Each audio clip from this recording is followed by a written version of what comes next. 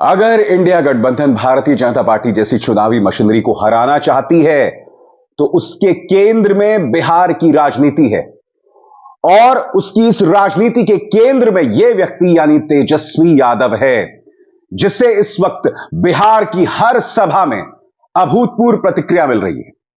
तेजस्वी यादव पत्रकारों से रूबरू हुए और उन्होंने कहा कि जिस तरह की प्रतिक्रिया लालू प्रसाद यादव के आह्वान पर गांधी मैदान में मिली है वो अप्रत्याशित है और आने वाली राजनीति के लिए एक इशारा है, एक संकेत है। मगर बड़ा सवाल, जिस तरह से गोदी मीडिया लालू प्रसाद यादव के बयान को पेश कर रही है, जिसके बाद प्रधानमंत्री नरेंद्र मोदी और भाजपा ने एक कैंपेन शुरू किया है जिसका नाम है मोदी का परिवार, क्या उससे इंडिया गठबंधन को नुकसान होगा?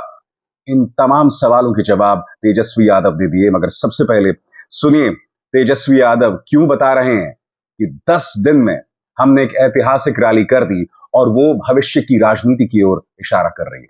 सुनते हैं। मात्र 10 दिनों के अंदर, यानी आप समझिए कि पिछले माह के 22 तारीख को ही हम लोगों ने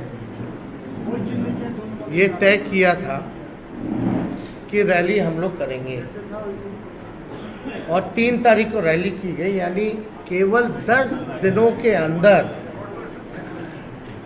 जन विश्वास महारैली हम लोगों ने किया।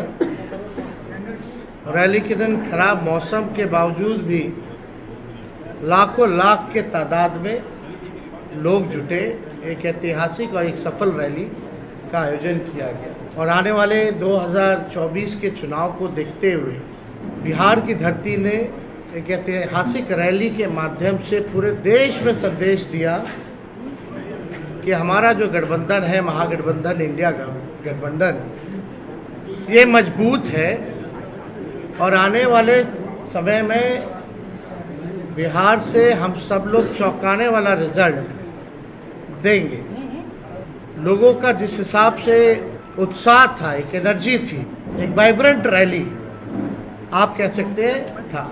बारिश हो रहा था लेकिन सुबह से लोग डटे हुए थे। शाम में 4 बजे रैली खत्म हुई, कोई जो है मैदान से हिला नहीं। जितना मैदान में लोग थे उससे ज़्यादा सड़क पे लोग थे। तो एक ऐतिहासिक रैली हुआ। उन तमाम जनता को हम धन्यवाद देते हैं, सभी महागठबंधन के पार्टियों को, उनके नेताओं को, कार्यकर्ताओं को भी हम धन्यवाद देना चाहते हैं।